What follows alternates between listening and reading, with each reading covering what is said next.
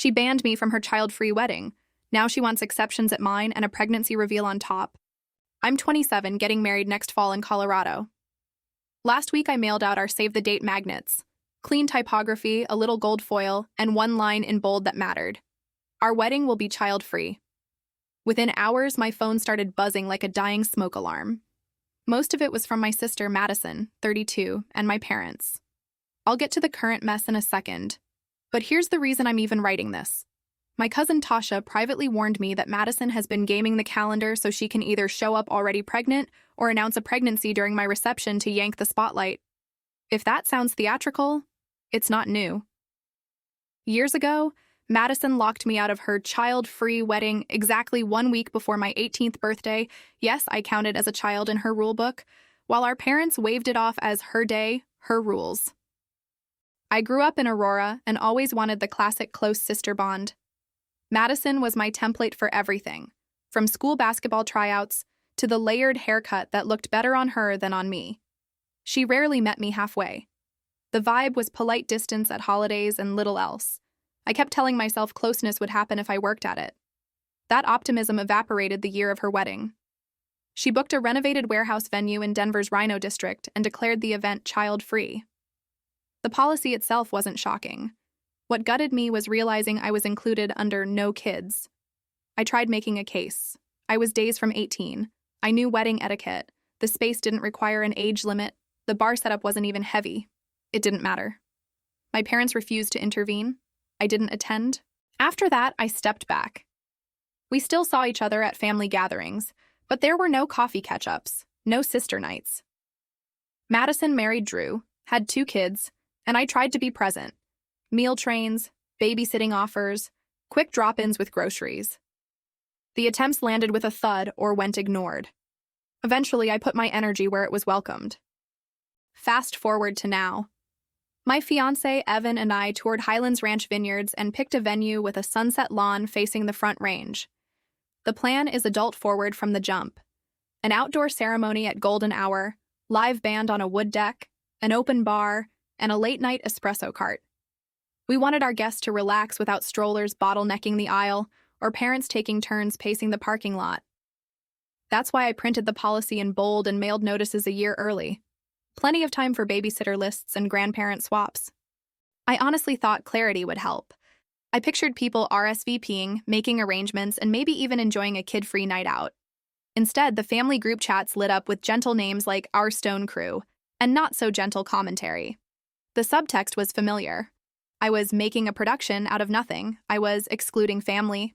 I was forgetting who showed up for me. The irony wasn't lost on me. The last time I asked to be included, I was told boundaries were sacred because they belonged to a bride. Now that I'm the bride, the same boundary is being treated like a personal attack. Unless, of course, I carve out one tiny exception, just for Madison's kids. And according to Tasha, if that exception doesn't happen, a different stunt is already on deck. The backlash started with a call that wasn't really a conversation. Madison launched straight into verdicts about my child-free decision, framing it as selfish and performative, then used my nieces and nephews as Exhibit A for why family should trump policy. I was slow to process the whiplash. The exact rule that once justified shutting me out was now, in her view, cruel and targeted. The longer she talked, the clearer the logic became.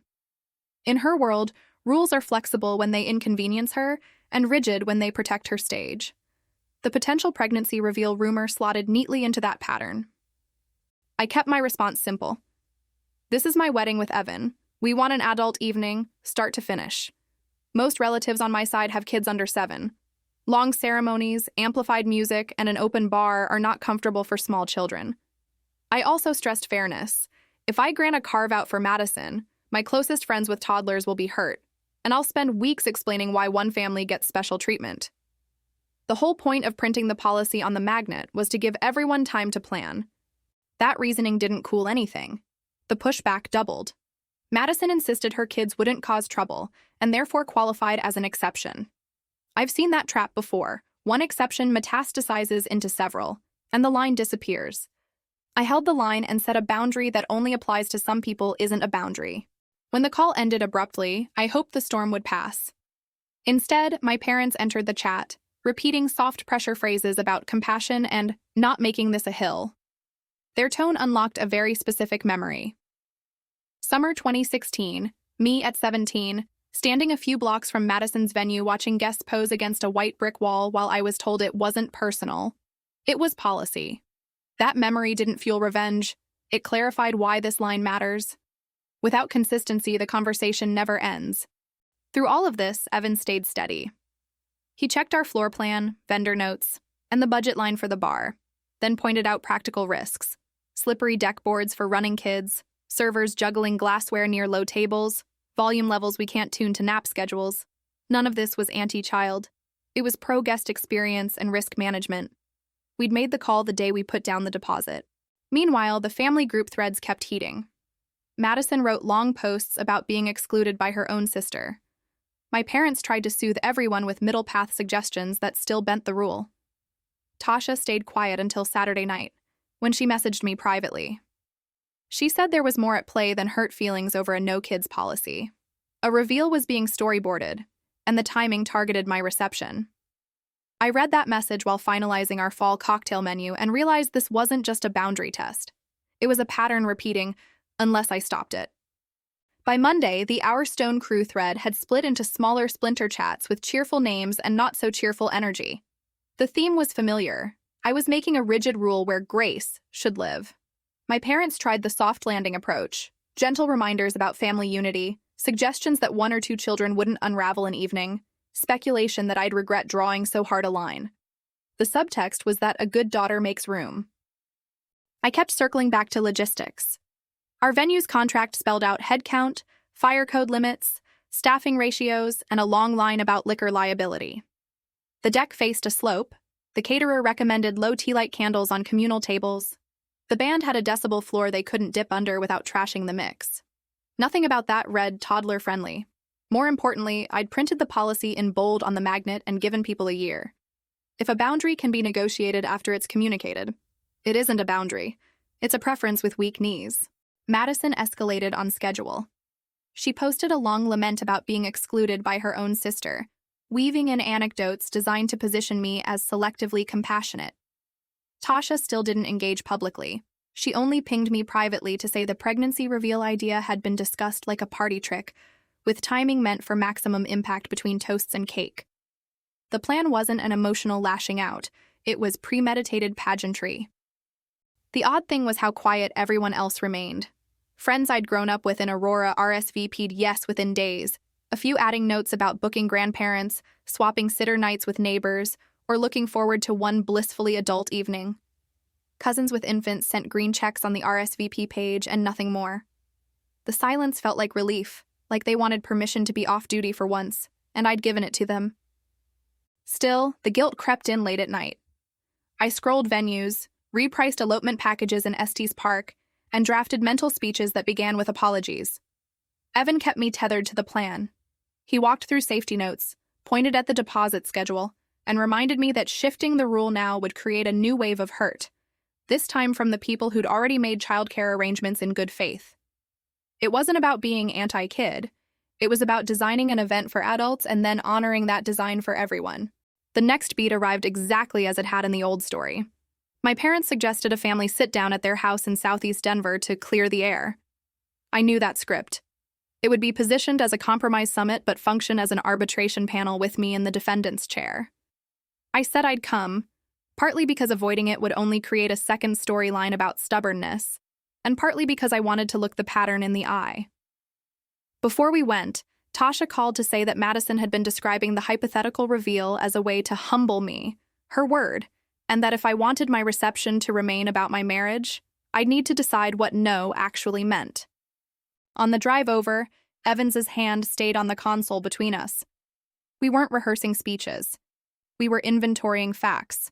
The magnet, the notice period, the RSVP data, the venue's contract, the safety constraints, the equity principle. Somewhere between University and Hampton, the guilt light blinked off. I didn't feel angry. I felt clear. If a policy is fair, advance noticed, and universal, then the only thing left to negotiate is my tolerance for being called heartless while enforcing it. That, I could live with. The meeting unfolded exactly as predicted. The living room was staged for diplomacy. Cold brew in a pitcher, a platter of cut fruit, too many coasters. My parents opened with appeals to harmony and floated a few creative solutions that sounded suspiciously like exceptions wearing new names.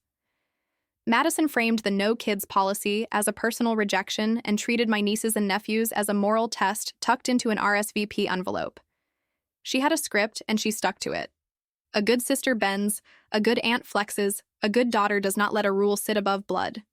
Then came the pivot I'd been warned about. If I wouldn't change the policy, Madison said the least I could do was pay for childcare. My expense, not hers. Because my rule created her problem. She positioned it like a fee levied by my boundary, retroactive and non-negotiable. I knew she had sitters she used for date nights. This wasn't about affordability. It was about leverage. If I funded her workaround, she could frame my policy as an imposition that owed restitution. I said no. Quietly, evenly, without packaging. My parents offered to cover the sitter bill themselves to calm the waters. Madison declined because the point wasn't solving childcare. It was securing an admission that my boundary was burdensome. When that failed, she tried a different angle. Drew could stay home while she attended. She rejected that too because the optics didn't serve her narrative. Every solution that preserved the rule was discarded. Only the one that bent it was acceptable. Hours in, the room felt airless. My parents cycled through anecdotes about family togetherness. Madison reran her closing argument about how her kids wouldn't be disruptive and therefore deserved carve-outs. I thought about the magnet, the RSVP list already full of green checks, the babysitter trades my friends had arranged, the grandparents who'd booked flights specifically because it was an adult evening. A carve-out for one family would be a cut to everyone else's trust. That wasn't equity, it was favoritism, and it would shove us back into the oldest pattern in the book. So I drew the line out loud. The wedding is child-free for everyone, no exceptions. I won't pay for childcare. If the policy makes attendance impossible or unappealing, anyone, including Madison, can decline the invitation with no hard feelings. The words landed like they'd been translated from a language no one wanted to learn. My parents flinched at the finality. Madison called the stance punitive, vindictive, and designed to score points over what happened at her wedding years ago. I didn't engage the bait. The rule wasn't revenge. It was the rule. I left before the debate could loop again. On the porch, the evening air felt lighter than the living room had. Evan and I drove north in near silence, both of us recalculating what family support might look like between now and next fall. By morning, my phone was a chorus of missed calls and paragraphs. The gist was unchanged. I was turning a small ask into a wedge. I made coffee and answered none of it. Later that week, I asked my parents to meet without Madison. If the point of the sit-down had been compromise, we'd reached the opposite. It was time to talk about the part no one wanted to say out loud, that boundaries only work when the people closest to you stop trying to pry them up with crowbars labeled love. My parents arrived at our place on a Sunday afternoon when the Broncos were mid-game and the city felt half distracted. We didn't schedule an agenda. We just let the silence pressure us into saying the things we'd dodged for years. I put the magnet on the coffee table because the object itself kept getting abstracted into a morality tale. The magnet wasn't a referendum on love. It was a line item in an event plan we'd communicated early and evenly. We talked about patterns rather than isolated incidents. I described the long line of milestones where something sidestepped me. Senior awards night turned into an emergency outfit rescue. A college internship announcement overshadowed by a sudden brunch that became a photo event. And of course the year I stood a few blocks from the Rhino venue while guests took pictures without me. I wasn't building a case file for vengeance. I was naming the weather I'd been living in so no one could insist it was sunny when the forecast had called for a storm for a decade. My parents didn't fight the premise. They were tired in a way that made admission easier than rebuttal. They said they'd told themselves the job of parents was to keep peace at any cost, which had quietly converted into keeping one person from exploding at the cost of everyone else as oxygen. They admitted that telling me to give ground had become muscle memory, and it took less effort than asking my sister to soften, because the latter always rippled into theatrics. They hadn't intended to choose sides, but inertia had done it for them. We reprised the present tense facts. The invitations would go out in the new year. 70% of the guest list had already RSVP'd yes on the website. More than a dozen friends and cousins had set up childcare trades and booked sitters using the long runway we provided. Flipping the policy would not be a small kindness to a few children. It would be a bait and switch for the adults who had organized their lives to honor our boundary. My parents hovered on the edge of another solution that sounded like an exception in a new outfit, and then they stopped themselves. I watched the moment land. If the rule keeps getting renamed to make it palatable, it is no longer a rule. We spoke about the rumor Tasha had surfaced. My parents winced and said they could imagine the planning behind it, which sounded like resignation rather than surprise. They asked what I would do if the reveal arrived anyway. I said the only tool I had that matched the scale of the pattern was distance. I could not force generosity into a space that rewarded spectacle, but I could reduce the oxygen available to the spectacle itself. That meant treating attendance as a privilege, not an inevitability, and removing the platform for any performance that targeted my reception. The conversation did not end with applause or neat forgiveness. It ended with a recalibration. My parents said they wanted to attend a wedding where their job wasn't triage. They said they were done telling me to make room when the room had been carved out of me for years. They offered to support whatever step kept the event aligned with its design. The step we all knew I was naming was uninviting my sister. There wasn't a ceremony to mark that decision, just a stack of notes on the counter, a magnet on the table, and a quiet agreement that peace might require subtraction. That night, I wrote an outline, the kind you make when you know emotions will try to blur the edges in the moment, a direct message, an email, a final version saved as a PDF. I listed 3 bullet points: policy clarity, attendance privilege, and the decision to go no contact through the wedding season, and left the history out. The history could stay in the room we had just aired out. I sent the message on a Tuesday morning when inboxes were still catching up from the weekend. It was short, factual, and unadorned. It stated the child-free policy without exceptions, noted that continuing to pressure or triangulate would remove the option of attendance altogether, and communicated a no-contact window that extended through our wedding and honeymoon. It offered RSVP removal as a face-saving exit rather than a punishment. It did not argue. It did not invite debate. Silence lasted 12 minutes. Then it fractured into calls, long texts, and a handful of social posts couched in the language of wounded family. I didn't reply. Evan made a folder on our shared drive called Wedding Comms and dragged screenshots there because documentation is insurance when memories get edited for sympathy. My parents texted privately to say they were aligned with us and would not co-sign the pressure. They also said they had their own conversation to finish with Madison about why the magnet had never been the issue at all. By afternoon, the storyline jumped to the extended family thread. The first wave looked like predictable arbitration, requests to compromise in the spirit of the season, soft accusations that I was making something permanent out of something temporary. The second wave was the part Tasha had forewarned. She posted a plain paragraph that described a plan without adjectives, a pregnancy reveal storyboarded for the reception, with timing blocked between speeches and cake so the crowd would be captive. She didn't paste screenshots. She didn't editorialize. She placed the event on the table like a casserole no one had ordered. The quiet that followed was different from the silence after my note. It was the kind of pause that attends a fire alarm. My parents confirmed offline that the description matched what they'd heard in sideways comments for weeks.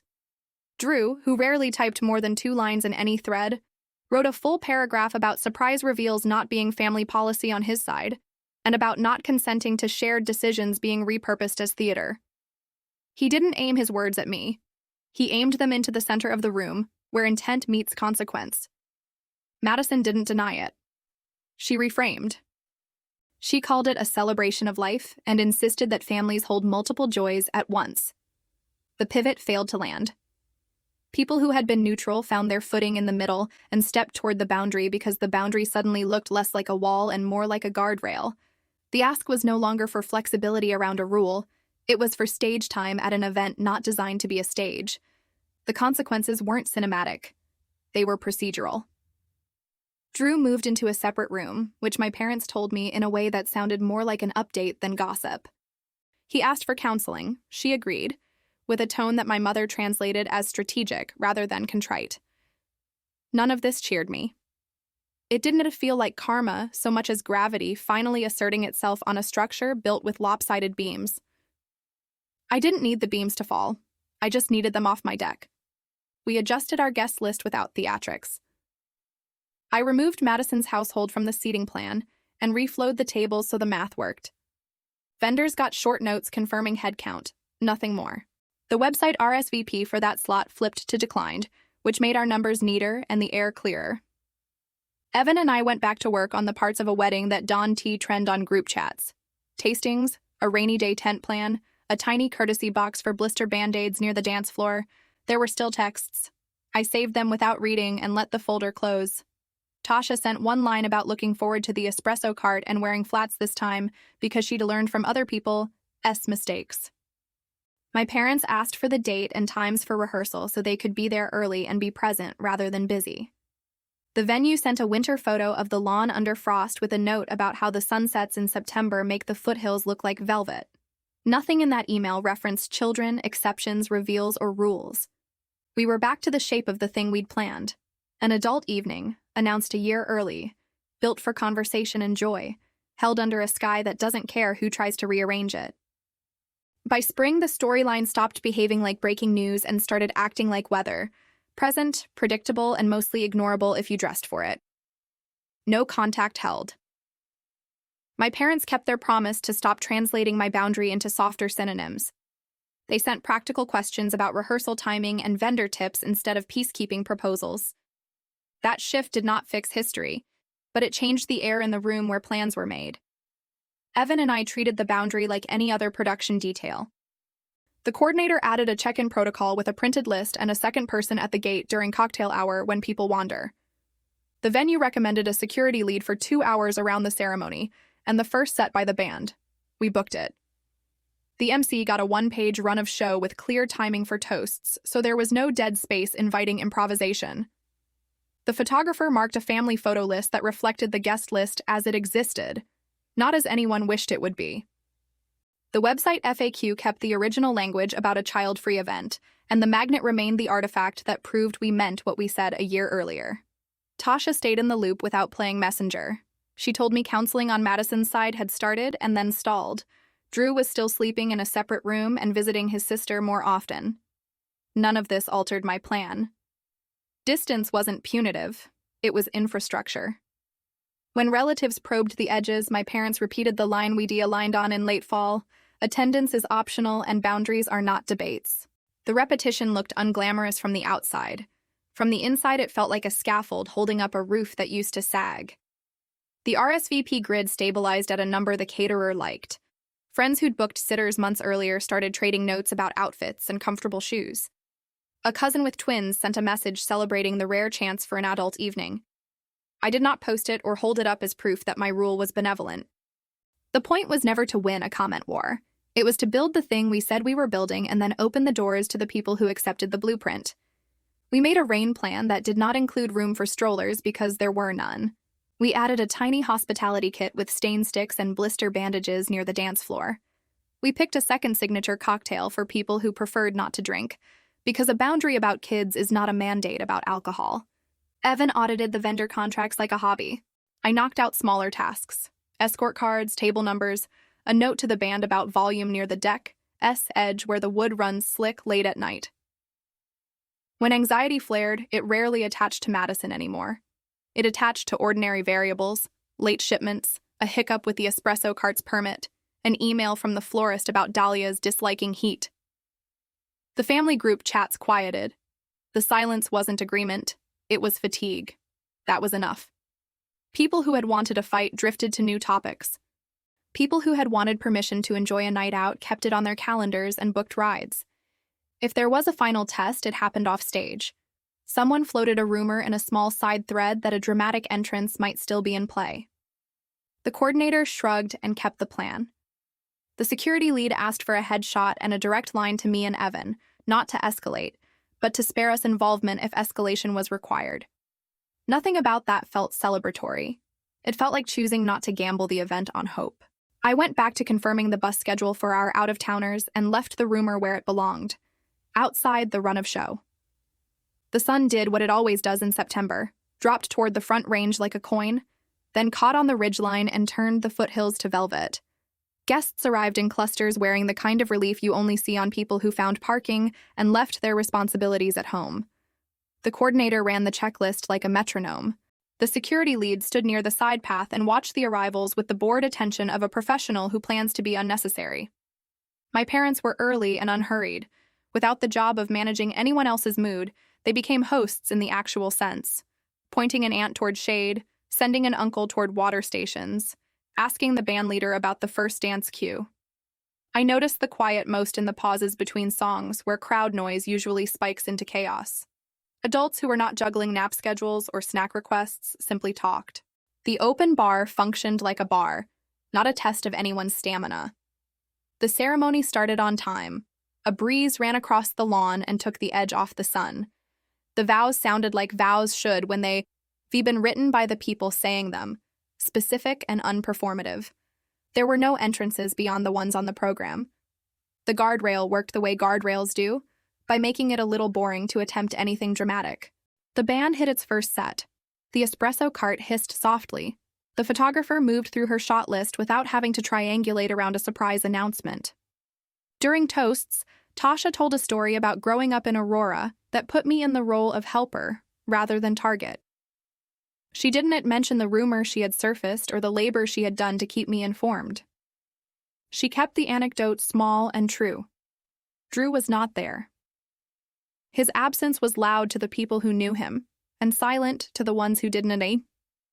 Both versions were fine. This was not a courtroom. It was a party.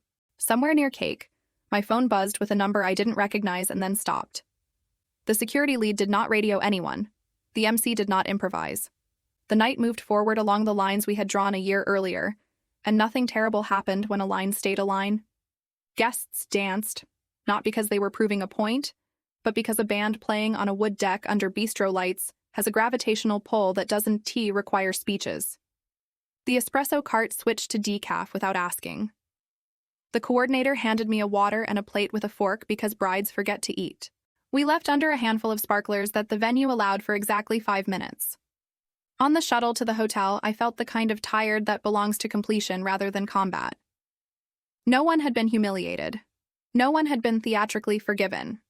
The most radical thing that happened was that the event matched its design and people enjoyed themselves inside that design. Afterward, Fallout did what Fallout does. It distributed itself. I heard through my parents that counseling had resumed and then paused again. I learned there was a new rule on Drew's side about surprises at family events, written down as if putting it on paper could make muscle memory for future holidays. I did not post about any of it. The magnet went in a keepsake box with a ribbon and our place cards. The vendor folders closed. The espresso cart sent a thank you note with a photo of the sunset that looked almost staged. If there's a moral, it's smaller than the comment sections want. A boundary did not repair a sisterhood or punish a villain into reform. It bought a night. It bought space for vows to sound like themselves and for adults to be off-duty together. It gave my parents a version of support that didn't involve triage. It gave Tasha the luxury of a toast about childhood that didn't have to dodge a landmine. It gave me and Evan a memory that feels like what we built, not what we fought. That was the entire point, written in bold on a magnet a year ago and honored quietly all the way to last call. The boundary held, the day was peaceful, and nothing dramatic happened because there was no stage left for drama. After I sent the no-contact note, my parents stayed aligned. Tasha eventually confirmed what she hinted. The pregnancy reveal had been storyboarded for my reception. When the plan surfaced in the family thread, people who'd been neutral stepped back from it.